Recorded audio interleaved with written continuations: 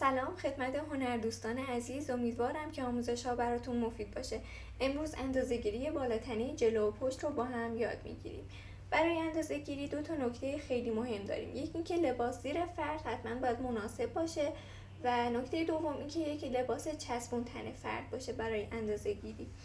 برای اندازه‌گیری نیاز به متر داریم و یک نوار به عنوان نوار کمر لازم داریم. حالا فرقی نمیکنه که جنسش پارچه‌ای باشه، متر اضافی باشه، فرقی نمیکنه که چی باشه. این نوار رو کجا میبندیم؟ گودترین قسمت بدن ما که وقتی دستمون روش میذاریم مشخصه که کجاست و در قسمت کمر اونجا باید این نوار رو ببندیم. در اندامهای مستطیلی شکل که ما گودی کمر نداریم چیکار کنیم؟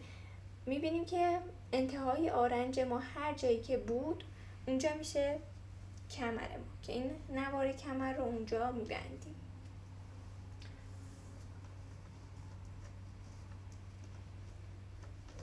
حتما دقت داشته باشین که این نوار در قسمت جلو و پشت یکسان باشه، موازی باشه.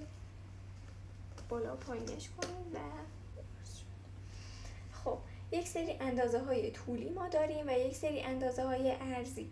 از اندازه های عرضی شروع میکنیم، مثل دور سینه، دور کمر و دور باسن.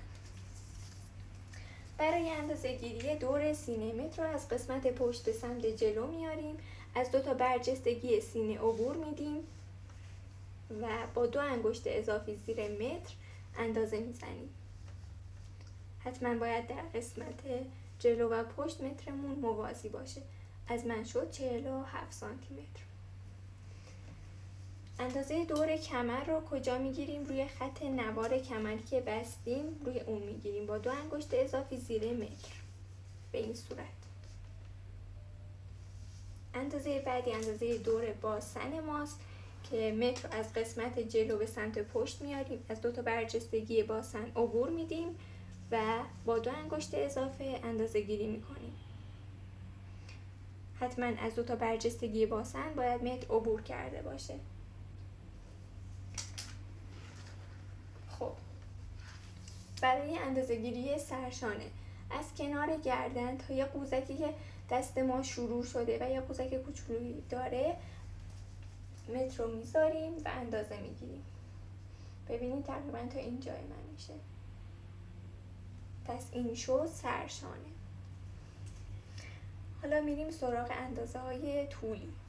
از کنار گردن متر رو قرار میدیم تا نوک سینه، یعنی برجستگی سینمون هر جایی که بیشتر بود تا اونجا متر رو میذاریم. این شد بلندی سینه. همین خط رو تا نوار کمر ادامه میدیم و این میشه قد بالاتنه جلو. به همین صورت تا پایین میاییم و قد لباس رو اندازه میزنیم تا هر جایی که خواستیم.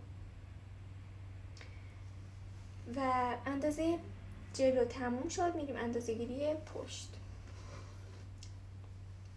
از کنار گردن متر رو قرار میدیم تا نوار کمر در قسمت پشت تا هر جایی که شد میشه قد بالاتنه پشت ما. از نوار کمر تا برجستگی باسنمون که در خانم‌ها معمولا بین 20 تا 22 سانتی متر رو میذاریم و اندازه میگیریم. این شد بلندی باسن. یه اندازه دیگه داریم شانه تا شانه. از این قوزکی که گفتم اینجا داریم تا این قوزک اندازه میگیریم، متر رو به این صورت میذاریم، به این صورت میذاریم، صاف نباید متر باشه. این اندازه میشه شانه تا شانه. در قسمت زیر بغلمون هر جایی که بود 2-3 سانت پایین تر میایم و یک خط فرضی میکشیم. از کنار گردن تا این خط فرضی رو اندازه میزنیم، مثلا اینجا 14 سانتی متر.